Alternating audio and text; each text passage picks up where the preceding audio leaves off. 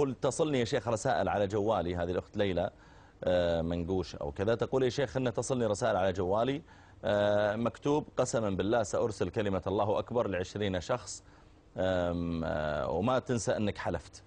طبعا هذا الكلام باطل يا جماعة. أنا يعني لي توجيه حول بعض الرسائل التي ترسل، هي تنقسم إلى قسمين. القسم الأول يقول مثلا من قال لا حول ولا قوة إلا بالله كان له مدري إيش كذا كذا، أرسلها ل10 أشخاص وسوف تسمع خبرا يسرك، بعدين اكتب تحت مجربة والله. وهذا الكلام أول شيء هو تألي على الله سبحانه وتعالى وادعاء لعلم الغيب، فإنك لا تعلم هل سيسمع خبرا يسره أو خبرا يضره، أنت ما تدري عن هذا.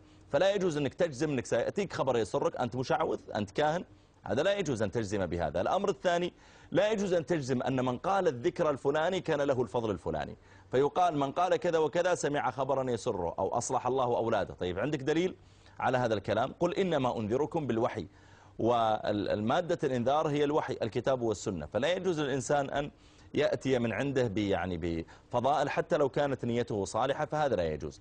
الأمر الثالث الذي يرسل بهذه الطريقة ويقول مثلا سبحان الله وبحمده أرسلها ل10، أقسم بالله أن أرسلها ل10، هذا الكلام باطل ولا يجوز لك أن تلزم الناس بهذا، بل هو أكل لأموال الناس بالباطل، لأنك بذلك تأمره أن ينفق من ماله يعني درهمين و3 و4 دون حق لك في هذا المال، ولا يلزم أن يعني الإنسان يعني يستجيب لهذا. أنا دائما والله يأتينا رسائل بهالطريقة، يمكن في اليوم 20-30 رسالة، أقسمت عليك أن تفعل كذا، أنا والله العظيم أني سأقرأ قل هو الله أحد الآن، ها تراك حلفت اقرأها.